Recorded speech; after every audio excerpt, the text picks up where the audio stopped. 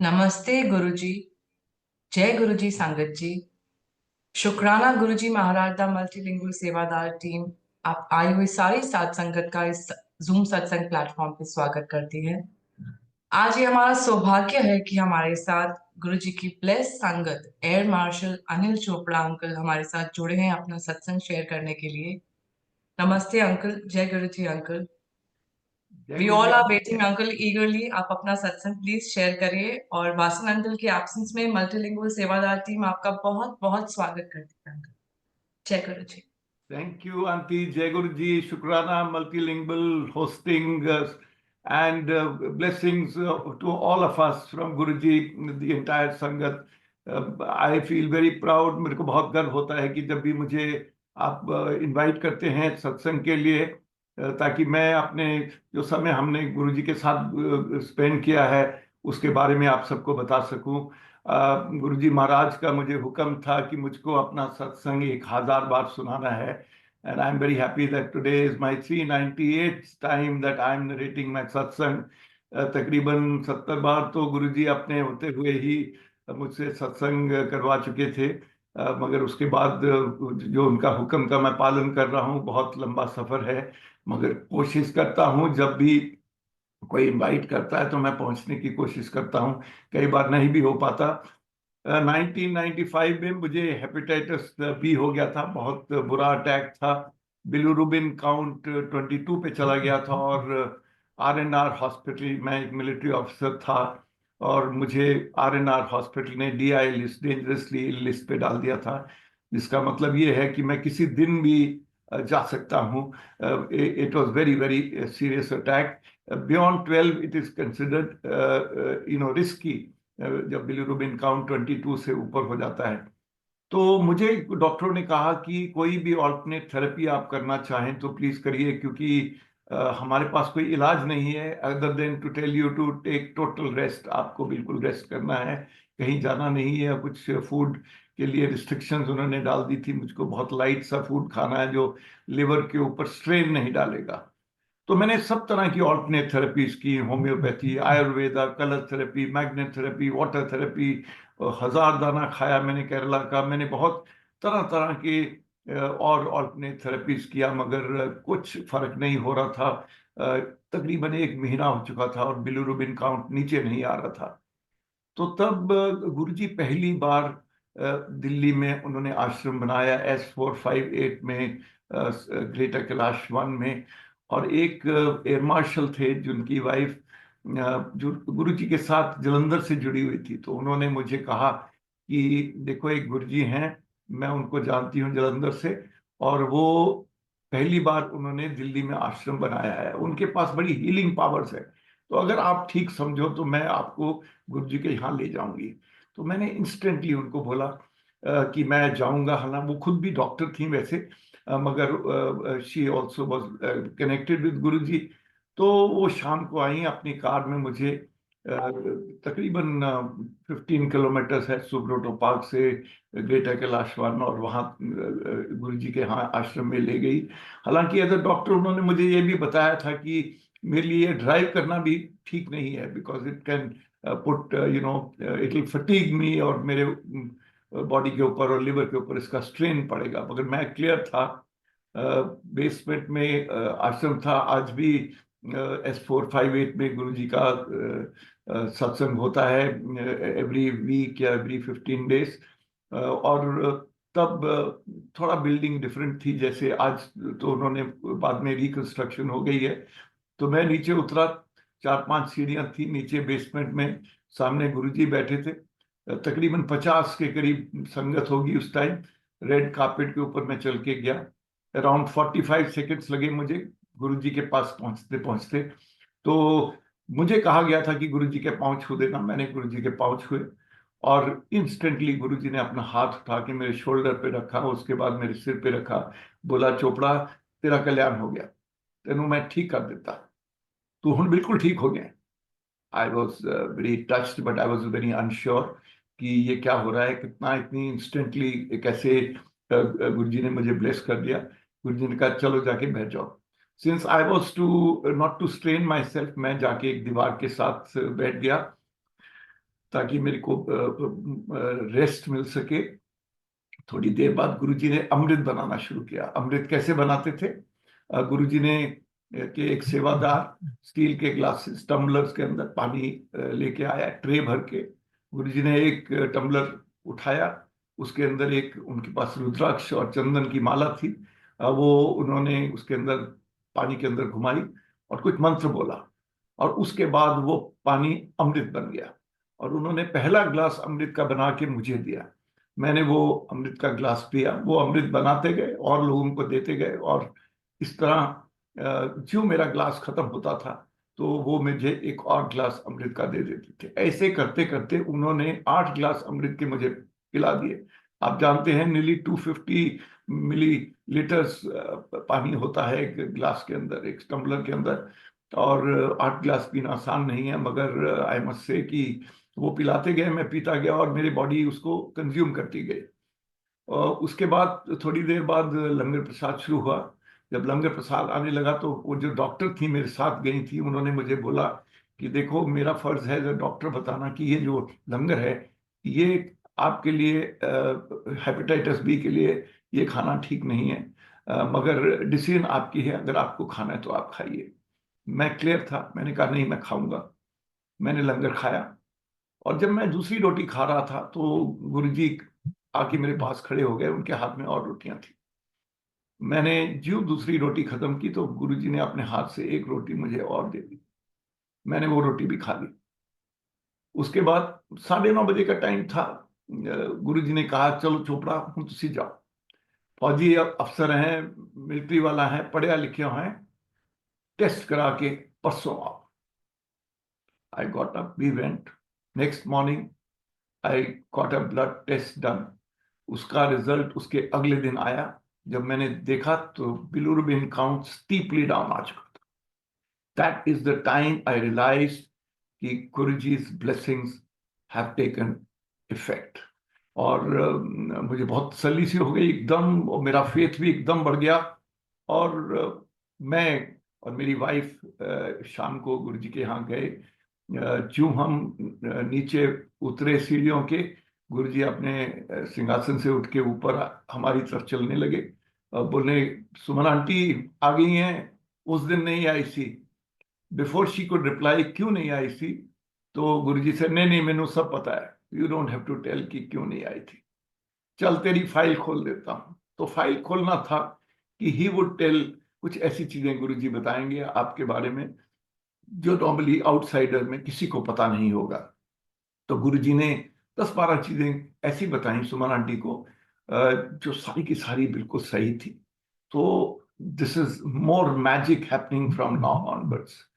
तो उसके बाद मैं ठीक होता गया, मैं गुरुजी के साथ जुड़ गया, मैं गुरुजी के यहाँ रेगुलरली आता गया, और मेरा बिलिरुबिन काउंट थोड़े दिन में बिल्कुल नॉर्मल इंसान जैसे हो गया। जब ये सत्संग चल रहा था तो एक पैरेलली एक मेजर जनरल वो भी गुरुजी के साथ आए, और वो मैंने आंखों देखा। मैं जो भी आपको आज सत्संग में बताऊंगा वो मैंने आंखों देखा या सुना, मगर हेयर से नहीं है, कोई थर्ड पार्टी से नहीं है। कोई ऐसा सत्संग नहीं सुनाऊंगा जो किसी किताब से मैंने पढ़ा है, जो एक्चुअली मेरे साथ हुआ या मैंने जिसको देखा।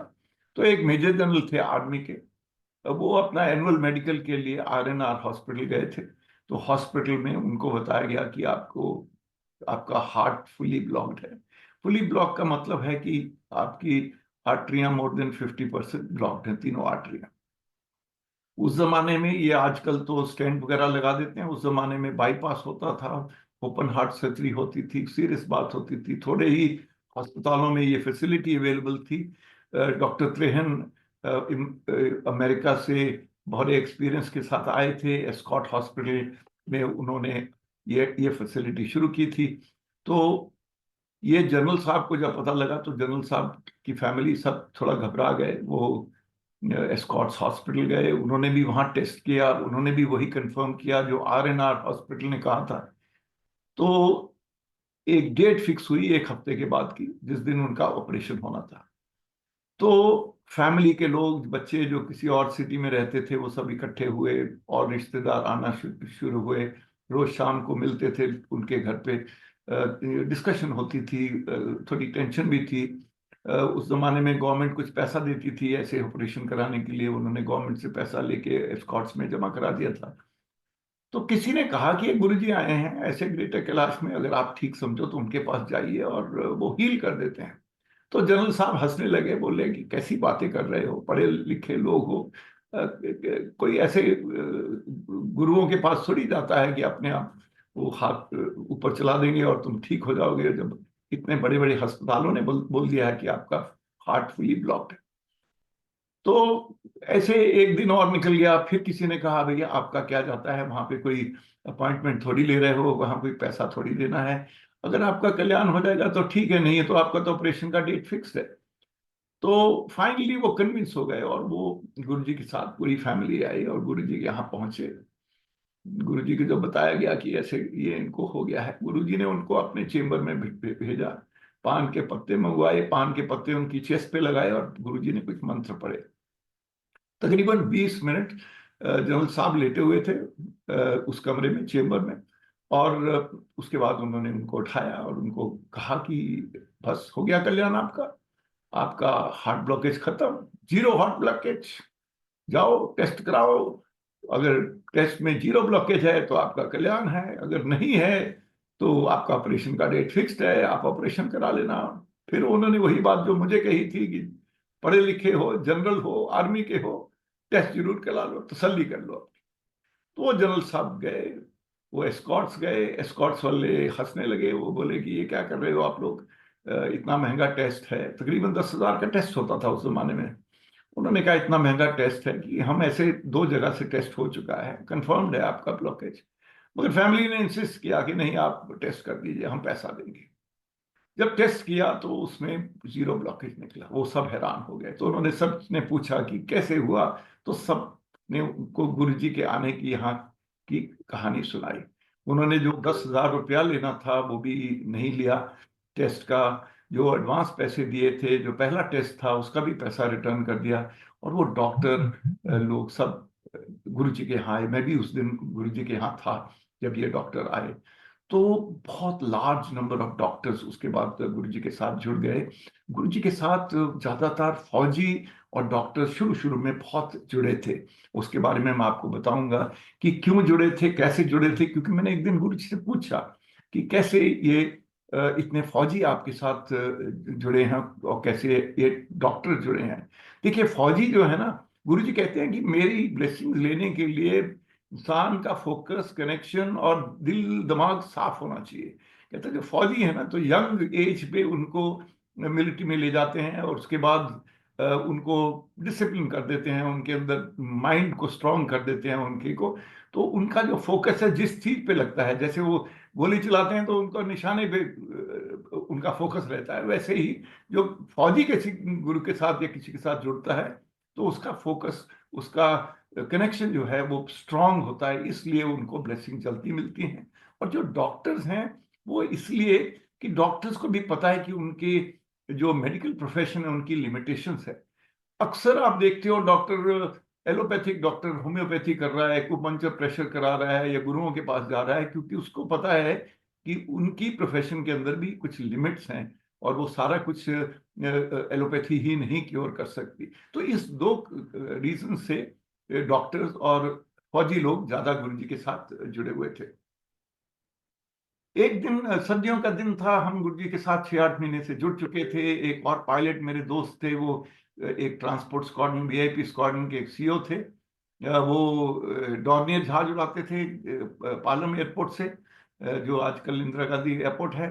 तो उसको उन्होंने एक दिन मेरे को फोन किया, उन्होंने कहा गुरुजी आजकल जलंधर हैं, अगर आप ठीक समझो मेरी एक ट्रेनिंग फ्लाइट बन रही है उस तरफ को, तो हम ट्रेनिंग फ्लाइट भी कर लेंगे और हम इकट्ठे जाके गुरुजी के दर्शन कराएंगे, उनके पांव छुआएंगे। तो मैंने कहा बड़ा अच्छा आइडिया है। तो उन्होंने कहा कल हम सवेरे प्लान कर रहे हैं। हमने गुरुजी के आश्रम में जलंधर में पूछा तो उन्होंने, सेवादार ने कहा हाँ गुरुजी यहीं पे हैं, कल भी होंगे यहाँ पे। तो हमने कहा बहुत बढ़िया है।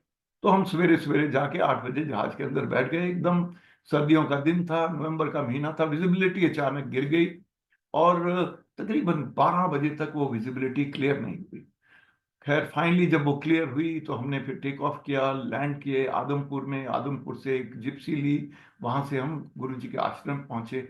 3:30 के करीब हो गया था जब तक हम गुरु जी के आश्रम पहुंचे। गुरु जी के मंदिर में सिर्फ 5-6 संगत बैठी थी, एक सेवादार था और गुरु जी अपने चेंबर में रेस्ट कर रहे थे। 15-20 मिनट के बाद गुरु जी चेंबर से बाहर निकले। तकरीबन 3:45 का टाइम था और हमने उठ के गुरु जी के पांव छुए। आ गए हो इन्नी लेट आए हो, तुसी तो सवेरे आना सी। तो बिफोर वी कुड रिप्लाई से नहीं नहीं मैनू पता की होया। And we sat down, we were just 5-6 people, I and that other officer. हम बिल्कुल गुरु जी के पांव के पास बैठे रहे, उनके साथ बातें करते रहे, उनकी बातें सुनते रहे और भजन सुनते रहे।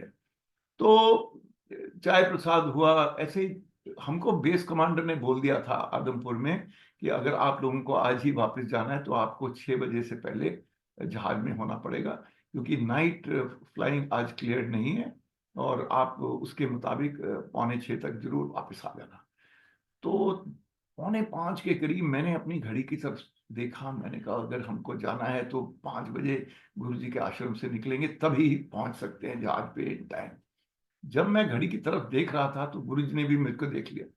गुरु जी बोले पहला तो लेट आंदे हो फिर हम घड़ियां देखते हो। मैं कहने नहीं गुरु जी ऐसी बात नहीं है, मैं तो ऐसे ही।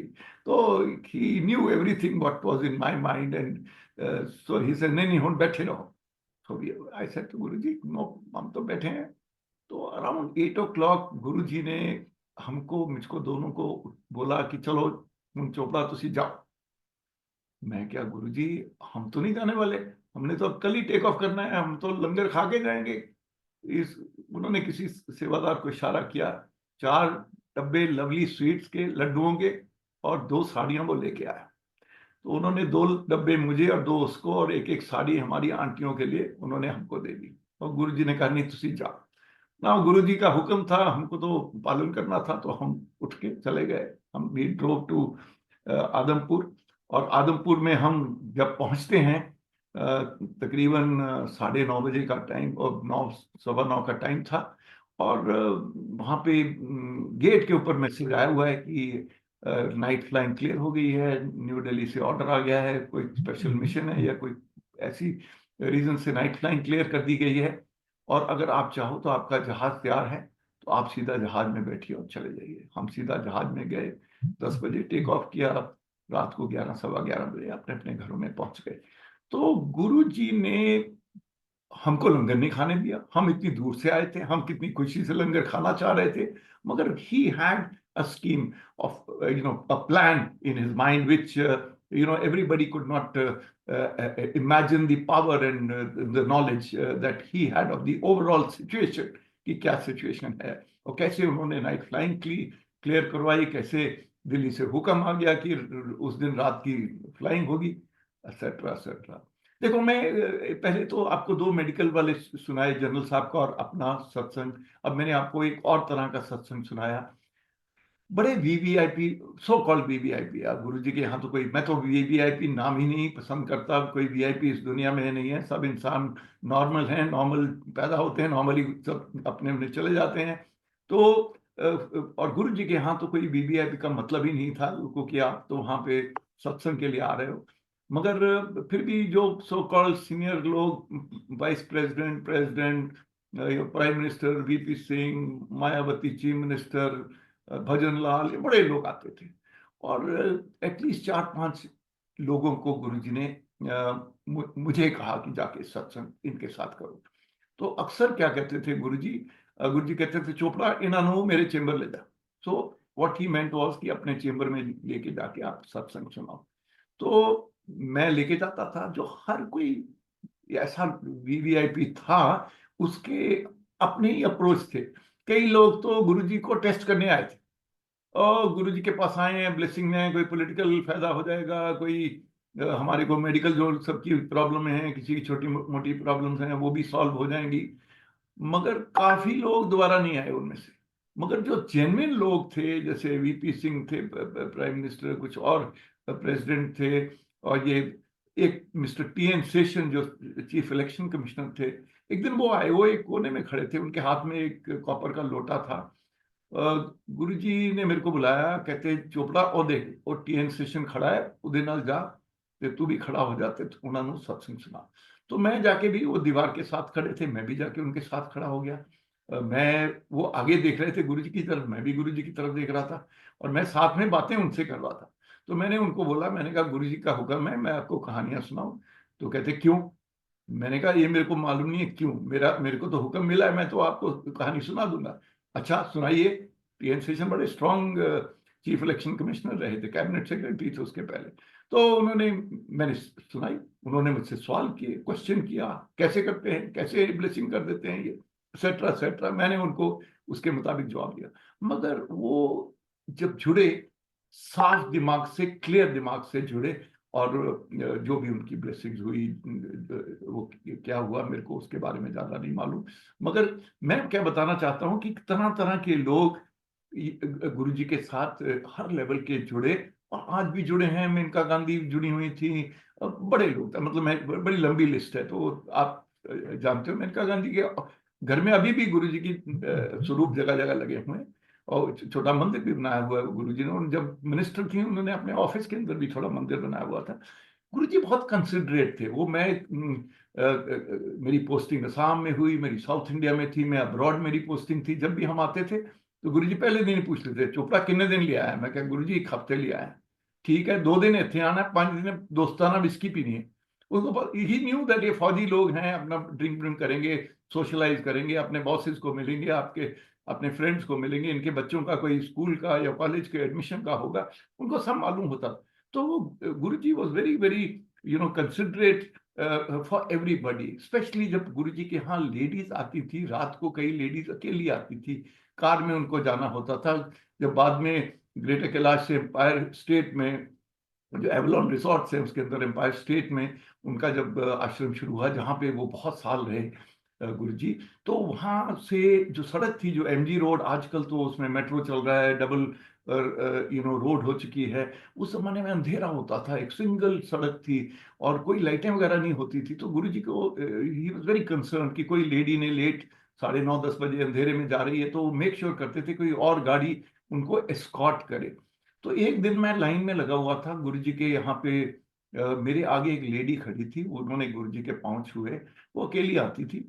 गुरु जी ने कहा नहीं नहीं, अजय नहीं जाना, बह जाए थे।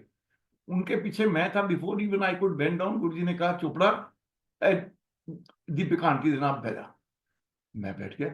सो she told me, she said Guru ji normally never stops me because I go alone, मैं अकेला जाती हूँ, इसलिए वो मेरे को नॉर्मली रोकते नहीं है। मगर आज उन्होंने रोक दिया, और आपको भी रोक दिया है, बोला कि इनको कहानी सुनाओ। तो I sat with her, and before I could speak she took the initiative. She was little elder to me by few 2 3 4 4 years। And उन्होंने इनिशिएटिव दिया। उन्होंने कहा आप कौन हो, कहाँ के रहने वाले हो? मैंने अपना नाम बताया। मैंने कहा मैं उस शहर का रहने वाला हूँ। कहते वहां तो मेरी बहन रहती है। मैंने कहा अच्छा, वो कौन है? मैंने कहा छोटा शहर है, वहां पे तो सब एक दूसरे को जानते हैं। तो उन्होंने एक नाम बताया, वो नाम मेरी मदर का था, यानी कि she was first cousin of my mother. And कैसे, और मैं कभी इनको मिला नहीं था, और गुरुजी ने कैसे हम दो जिनों को बिठा दिया इकट्ठे, और हमारा एक ऐसा रिश्ता शुरू कर दिया जो आज तक बहुत स्ट्रांग रिलेशनशिप है। तो मेरे को फिर ब्लैक बैक फ्लैश हुआ जब उन्होंने अपना नाम बताया, कि जब मैं 6वीं क्लास में पढ़ता था, तो मेरी मदर और मैं कलकत्ता गए थे एक हॉलिडे के लिए, और किसी रईस आदमी के लिए, कुछ बड़े ऑफिशियल के घर में हम रहे थे। तो वो जो वहां पे मेरी मदर और उनकी कजन्स वगैरह जो आपस में बातें करती थी, एक लड़की के बारे में बातें करती थी जिसका नाम था गोगो।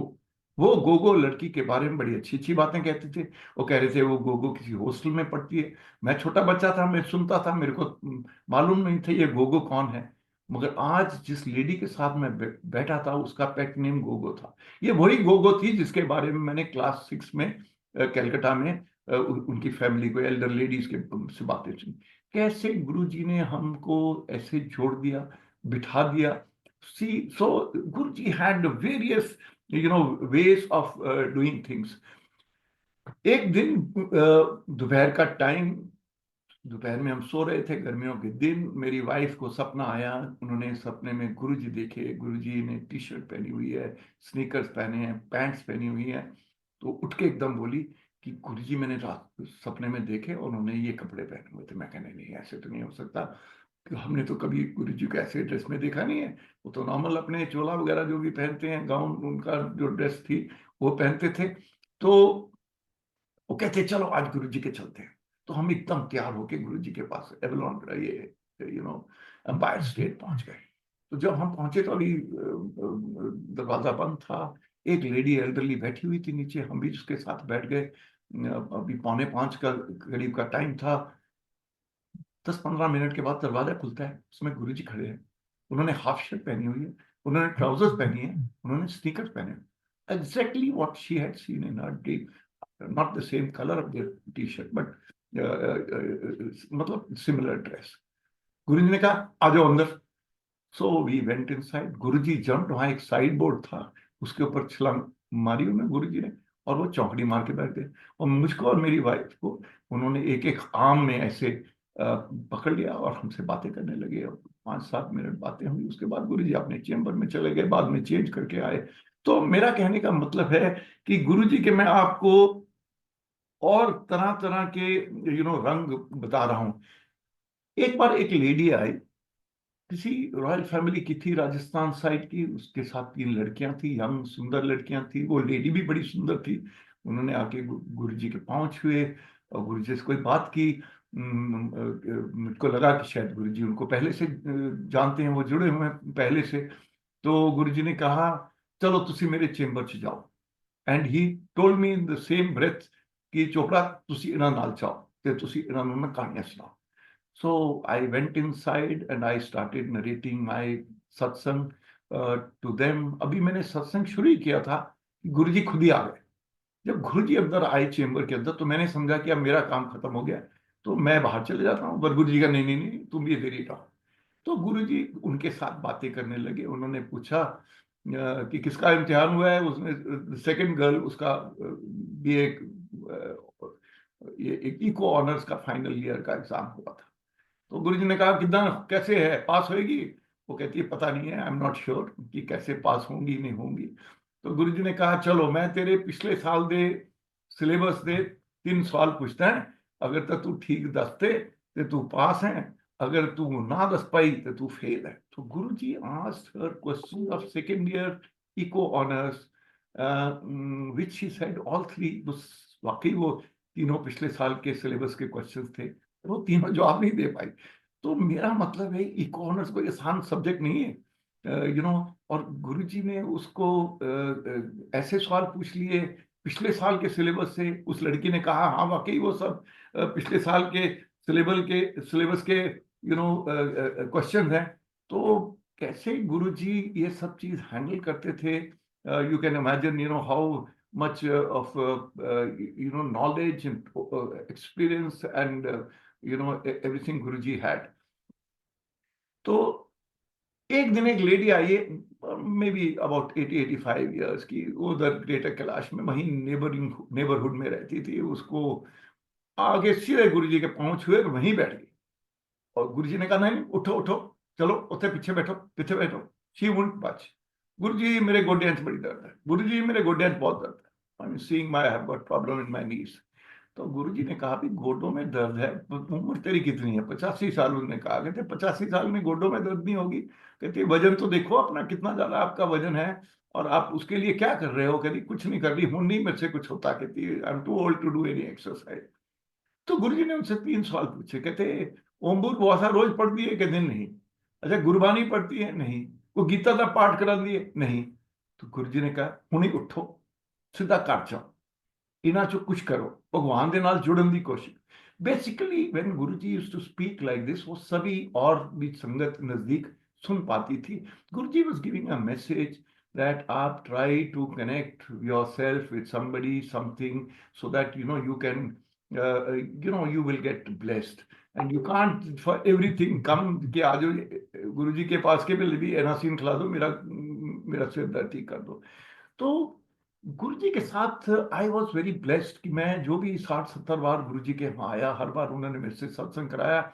और हर बार नहीं, कई बार मैं उनके साथ इंटरेक्ट कर सका, मैं सवाल जवाब पूछ सका, ताकि मेरे दिमाग में और लोगों की क्लैरिटी कर पाऊं। और वो मैं आपको 2 चीजें बताना चाहता हूं आज, जो गुरुजी के से मैंने कन्वर्सेशंस की और गुरुजी ने जो मुझको बताया, पहली बात तो मुझके बहुत लोग कहते थे कि देखो आप जिस दिन आए थे फर्स्ट 45 सेकेंड्स के आप मंदिर में आने से गुरुजी ने आपको ब्लेस कर दिया, और हम इतने देर से आ रहे हैं, गुरुजी ने तो हमसे कभी बात भी नहीं की, हम तो कहीं दूर बैठे रहते हैं, हमारे को तो कभी ब्लेसिंग ही नहीं पता कि ब्लेसिंग मिली है कि नहीं मिली है।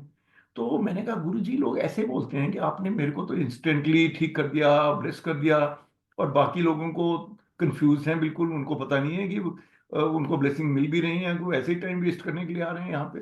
तो जो गुरुजी ने बताया, I think that is very very important. Guruji ने कहा देखो जो गुरु है ना, उसके पास एक तो उसके पास दो पावर्स हैं। एक पावर है कि उसके पास एक्सरे विजन है, यानी कि गुरु सबको जब देखता है तो थ्रू एंड थ्रू देख पाता है। मीन्स उसकी बॉडी लैंग्वेज, उसके अंदर उसके दिमाग में क्या चल रहा है, उसके कश्मकश क्या है, उसकी प्रॉब्लम क्या है, वो गुरु देख पाता है। That is the power a Guru has, which he has acquired through whatever means meditation, या जो भी या भगवान ने उनको जो पावर दी है।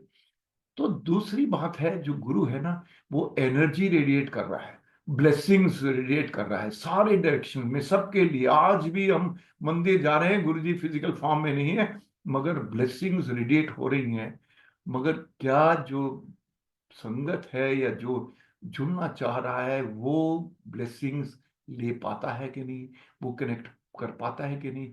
ही सेड कि जिस दिन तुम वॉक इन कर रहे थे वो 45 सेकेंड्स में, जब आप सीढ़ियों से उतरे तो मैंने I could see through you कि ये बंदा है कि फुल्ली कनेक्टेड है। इसका जो कहते हैं एयरफोर्स लैंग्वेज में, जो रेडार का एंटेना है, वो फुल्ली फोकस्ड है मेरी तरफ, मेरी ब्लेसिंग्स और एनर्जी लेने के लिए। तो कहते हैं ज्यों मैंने वो नोटिस किया, मैंने इंस्टेंटली आपको एक बर्स्ट ऑफ एनर्जी दे दी, जिससे आप ठीक हो गए, और मैं 45 सेकंड में आपको ये भी बोल दिया कि तेरा कल्याण हो गया, तू ठीक हो गया। He said the problem is that bulk of the people who come, या तो वो टेस्ट करने आते हैं, या उनके दिमाग में इफ एंड बट है, या वो कंफ्यूज हैं, जैसे वो मेरी वाइफ को बोलते थे, एक confuse aunty. Confuse aunty means you do not know how to connect, कैसे गुरु के साथ कनेक्ट करना है, दिलो दिमाग से, कैसे अनकंडीशनल कनेक्शन कैसे वो करना है। majority of the people are not being able to do it। उसका कोई फॉर्मूला नहीं है, उसका कोई, मैं कोई जड़ी बूटी नहीं खिला सकता आपको उसके बारे में, मगर वो सबसे जरूरी है, और ये एसेंस है कि आर यू ब्लेसिंग रेडी। बाद में कमांडर शर्मा अंकल ने किताब लिखी ब्लेसिंग रेडी, उसका जो शीर्षक है, बुक का टाइटल है, वो इसी ब्लेसिंग रेडी के सत्संग से आया, जो गुरुजी ने खुद हमको मुझे पर्सनली बताया। और मैंने ये सत्संग में, हर सत्संग में सुनाता हूँ कि कैसे गुरुजी ने एक्सप्लेन किया इस बात को कि इफ एंड बट मत छोड़ो और करो। दूसरी बात देखो, बड़े मंदिर में ये भी गुरुजी की कही हुई बात है, तो इसलिए मैं आपको बताना चाहता हूँ कि गुरुजी ने कहा कि जब आपको तकलीफ होती है, छोटी तकलीफ होती है, तो आप अपना मेडिसिन बॉक्स खोलते हो, उसमें से कुछ निकाल लेते हो। मेरे यहाँ लाइट चली गई है, मगर कोई बात नहीं है, ये मेरे पास बैकअप लाइट है, और थोड़ी देर में लाइट आ जाएगी, और मैं सत्संग कैरी ऑन कर रहा हूँ। तो उन्होंने कहा कि आपके पास छोटी मोटी तकलीफ होती है तो आप इमिडिएटली उसके अपने मेडिसिन बॉक्स में से कोई दवाई निकालते हो, खा लेते हो। वो ठीक नहीं हो पाते तो उसके बाद आप जाते हो, किसी अपने फैमिली डॉक्टर को फोन करते हो, वो दवाई दे देता है, फिर आप ठीक हो जाते हो। फिर वो फैमिली डॉक्टर को देखता है कि अभी भी आप ठीक नहीं हो रहे, तो कुछ ब्लड टेस्ट करा देता है। उसके बाद भी ठीक नहीं हो रहे तो फिर वो आपको ले जा कहेगा किसी स्पेशलिस्ट के पास चल जाओ। वहाँ स्पेशलिस्ट पे आप अपॉइंटमेंट लेते हो, फीस देते हो, लाइन में लगते हो, लाइन में अक्सर बारी लेट आती है, और फिर उसके बाद वो और टेस्ट कराता है, कोई एमआरआई करा देगा या कोई ऑपरेशन करा देगा। 5-6 महीने जब ऐसे सब जगह घूमते रहते हो, आपका कोई कल्याण नहीं हो रहा, तो तब आप गुरुओं के पास आते हो। और जब आपके पास, आप गुरुओं के पास आते हो, मंदिर आते हो, आप डिसाइड करते हो किस दिन आना, आप डिसाइड करते हो किस टाइम में आना। कोई अपॉइंटमेंट नहीं है, कोई फीस नहीं है, आप फ्री। वहाँ पे सब कुछ पहले पानी प्रसाद है, चाय प्रसाद है, लंगर प्रसाद है, सब कुछ फ्री में मिल रहा है आपको। और भजन सुन रहे हो फ्री में ब्लेसिंग्स ले रहे हो, हर चीज आपकी पेस और आपकी मर्जी। तो की बंदा कौन है? आप। सब कुछ आपने चुना, मगर आप क्या जुड़े कि नहीं जुड़े? क्या आप ब्लेसिंग रेडी हुए कि नहीं हुए? क्या आपका अनकंडीशनल कनेक्शन है कि नहीं है? क्या आपका फेथ फुली है कि नहीं है गुरु गुरु के अंदर, या शब्दों में, या क्या शब्द सुन रहे हो कि नहीं सुन रहे हो? मैं अक्सर देखता हूँ बड़े मंदिर, कल भी मैं बड़े मंदिर गया था, बहुत मजा आता है जब भी बड़े लाइनें लगी हुई हैं। गुरु जी कह गए थे कि देखना कितने कितने लाइनें लगेंगी। तो मैं और मेरी आंटी हम गए कल, लाइन में लगे, चुप करके घूमे, जैसे जैसे वो सेवादार लेके गए हमको, हमने सारा कुछ किया, लंगर खा के आए। तो मेरा कहने का मतलब है, काफी लोग वहां पे आज भी मैं देखता हूँ, इवन घरों में जो लोग सत्संग करते हैं, कोई ना कोई मोबाइल देख रहा होता है, कोई मैसेज दे रहा होता है, तरह तरह की गप्पें चल रही होती हैं, मगर कुछ लोग सीरियसली भजन सुन रहे होते हैं, और वो होना बहुत जरूरी है। तो ये भी एक गुरु जी की कही बात है, इसलिए मैं आप सबको बता रहा हूँ कि अनकंडीशनली गुरु जी, यहाँ कोई रिचुअल नहीं था। कई कई कई सेक्ट्स में, कई रिलीजन्स में काफी रिचुअल करने पड़ते हैं। गुरु जी के यहाँ कोई रिचुअल नहीं था, भजन सुनो, लंगर खाओ, चाय प्रसाद वगैरह पियो, जो घर जाओ अपने, और ब्लेसिंग्स रेडी हो जाओ। तो ये सारी। अब मैं एक आखिरी आपको सत्संग सुनाता हूँ, क्योंकि मैं एयरफोर्स में था। गुरुजी ने जब मैं जुड़ा, विद इन फ्यू डेज उन्होंने, गुरुजी ने मुझे कहा, चोपड़ा देखी तेने मैं कितने लेके जाना, मतलब कहाँ तक तेरे को पहुंचाऊंगा। गुरु जी की ब्लेसिंग्स हम सब पे है, आप सब पे है। मैं अपने बारे में बता सकता हूँ कि गुरु जी ने मुझको एयर मार्शल बना दिया। जिस दिन मैं एयर मार्शल बन के रिटायर हुआ, आज तक गुरु जी ने बड़ी मेरे लिए अपॉइंटमेंट्स क्रिएट की। मैं जगह जगह अपॉइंटमेंट्स करके आया, एक ट्रिब्यूनल के अंदर हाई कोर्ट जज का स्टेटस मुझे रहा। आज भी मेरे को कितनी गवर्नमेंट की जॉब्स या टास्क दिए के साथ चल रहा हूँ। ये सब गुरु जी की ब्लेसिंग है। वो खुद ही बोल गए थे, मेरे जुड़ने के 1-2 महीने में उन्होंने मुझे बोल दिया था कि चोपड़ा तू देखी तेनों कितने में लेके जाना है। सो मेरा कहने का मतलब है कि गुरु जी की ब्लेसिंग सबको एबंडेंस में, मेरे से भी ज्यादा लोगों को मिल रही है। उसको आप उनसे जुड़िए।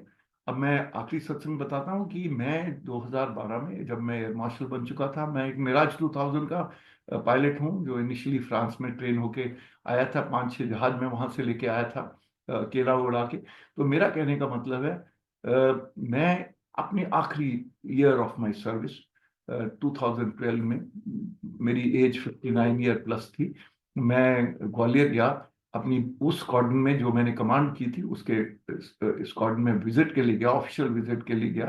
तो ये ट्रेडिशनल है कि सीनियर अफसर जाके, जो पायलट्स हैं वो फ्लाई करते हैं अपनी स्क्वाड्रन के सीओ के साथ। तो मैं सीओ के साथ उड़ने गया। हमने टेक ऑफ की, 2 सीटर जहाज था मिराज फाइटर। और ऊपर जब हम गए 5 मिनट के बाद, 11,000 फुट की ऊंचाई पे एक धमाका हुआ। पीछे एक जहाज का इंजन, इकलौता इंजन, वो फट गया।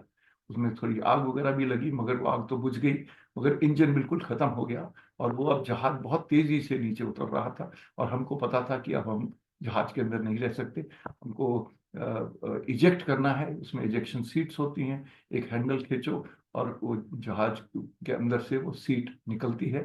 तकरीबन 2.5 सेकंड्स के अंदर, 2.5 सेकंड्स के अंदर 19 रॉकेट और कार्ट्रिज फायर करते हैं।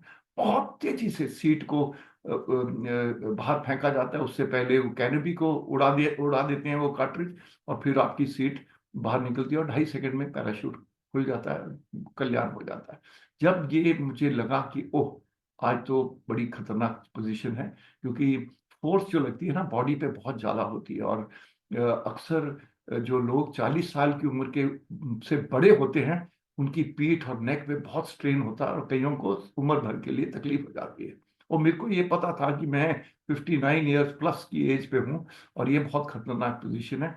तो मेरे दिल में 2 बातें आई। एक तो मैंने अपने आप को कहा कि चोपड़ा, आज तेरी सारी लाइफ की ट्रेनिंग का टेस्ट है, तो जो करना है तो ठीक तरह करना, ताकि तू बच जाए। और दूसरी बात मेरे दिल में आई, और मैंने कहा, गुरुजी, उस दिन पहली बार मैं आपके पास आया था, 45 सेकंड में आपने अपना हाथ मेरे शोल्डर और सिर पे रख दिया था। आज भी अपना हाथ मेरे शोल्डर और सिर पे रख देना। उसके बाद हमने सीट का हैंडल खींच लिया, और आज मैं आपके साथ 72 ईयर्स की एज पे सीधा बैठा हूँ। गुरु जी की कितनी कितनी ब्लेसिंग्स है मुझ पे, आप पे, सब पे। और ये गुरु जी के साथ जुड़िए, अनकंडीशनल रहिए, ये शुक्राना करिए। शुक्राना बहुत इंपॉर्टेंट वर्ड है। ये शुक्राना वर्ड से ही दिन शुरू करिए। जब हम उठते हैं अपने घर के अंदर, सामने गुरु जी का स्वरूप है, पहली जो पिक्चर हम देखते हैं, क्लॉक लगी है, क्लॉक के साथ गुरु जी का स्वरूप है। यानी कि हम घड़ी भी देख रहे हैं सवेरे उठने के लिए, तो साथ में गुरु जी को देख रहे हैं। तो अनकंडीशनल जुड़ना, ये इम्पोर्टेंट है। कैसे जुड़ना, हर को अपने आप में करना है, रिचुअल कोई करना नहीं है। और भजन सुनो। गुरु जी ने पुराने जमाने में खुद खुद सारे भजन खुद सुनते थे। हर भजन का कोई मतलब था। उस मतलब को अगर हम कुछ 20% भजन भी सुन ले और उसको इम्बाइब कर ले, तो we would be extremely blessed. जय Guru ji, thank you for inviting me multilingual शुक्राना hosting, and God bless each one of you. Guru ji bless everybody. Yeah. जय गुरु जी अंकल। बहुत ही सुंदर सत्संग अंकल। जितनी बार आपके सत्संग सुनते हैं, हर बार ही उन्हीं सत्संग में से एक नई प्रेरणा और कुछ नया सीखने को मिलता है। आज भी ऐसे ही है। And I must, it's commendable कि आप हर बार उतने ही एंथुसियाज्म से और उतने ही लव से गुरु जी के लिए वही सत्संग दोबारा बार बार करते हैं। You're indeed blessed uncle. बहुत ही सुंदर मैसेजेस मिले अंकल आपके सत्संग से।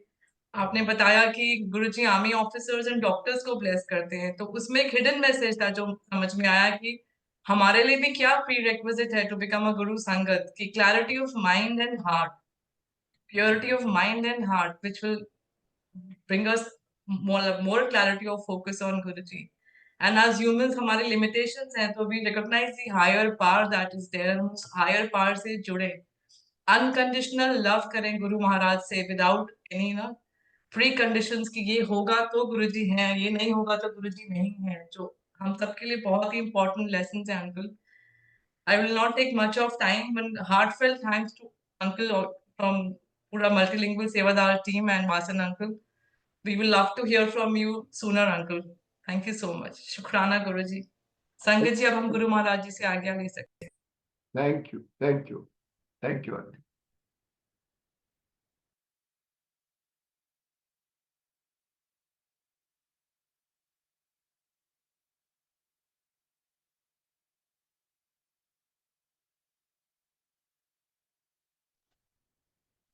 सत्संग सुनाने का बहुत बहुत शुक्राना मेरे मालिक।